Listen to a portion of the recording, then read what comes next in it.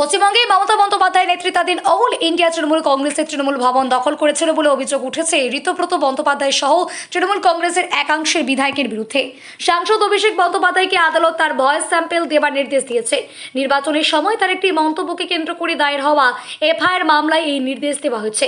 21শে জুলাই কর্মসূচিকে ঘিরে তৃণমূল কংগ্রেসের অন্তরে মতবিরোধ বাড়ছে। একদিকে মমতা বন্দ্যোপাধ্যায় জানিয়েছেন তিনি 21শে জুলাই কর্মসূচি পালন করবেন, অন্যদিকে তৃণমূলের বিধায়ক ঋতব্রত বন্দ্যোপাধ্যায়ও একই দিনে পৃথক 21শে জুলাই পালন করার ঘোষণা দিয়েছেন।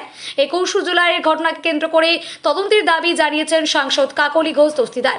এই বিষয়ে তিনি বিধানসভার বিরোধী দলনেতা শুভেন্দু অধিকারীকে একটি চিঠিও লিখেছেন। আজকের ম্যাচে আর্জেন্টিনা জয়লাভ করেছে। তালা দিল একদল, আরেকদল তালা খুলতে গেল। কি বলবেন এই নাটক ঘিরে? আমি তো পুরনো কথা মনে করছি, 21-এর পরে আমাদের বহু বিজেপি অফিসের টিএমসি লোকেরা তালা মারছিল, তো তখন প্র্যাকটিস করেছে, এখন কাজে আসছে, নিজেদের পার্টি অফিসে তালা মারছে। আমি খড়গপুরেও দেখেছি যারা টিএমসি করতো তারাই টিএমসি অফিসে তালা মারলো, টিএমসি অফিস ভাঙলো।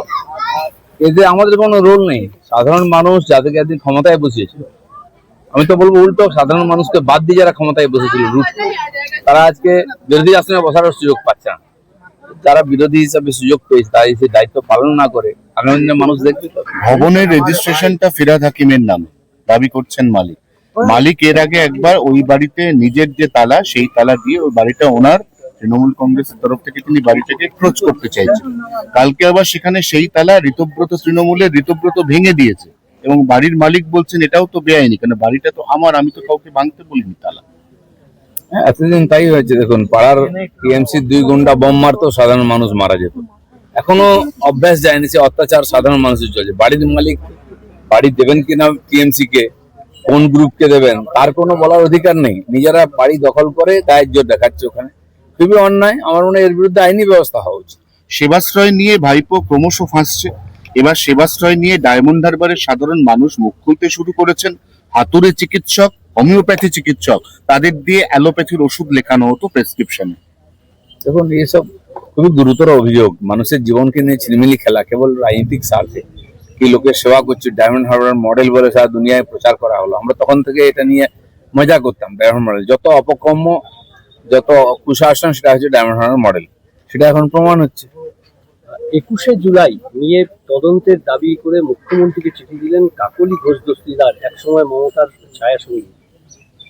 দেখুন, 21শে জুলাইয়ে তখন কংগ্রেসীরা আন্দোলন করেছিলেন, যারা মারা গেছিলেন, যুব কংগ্রেসের কর্মীরা মারা গেছিলেন।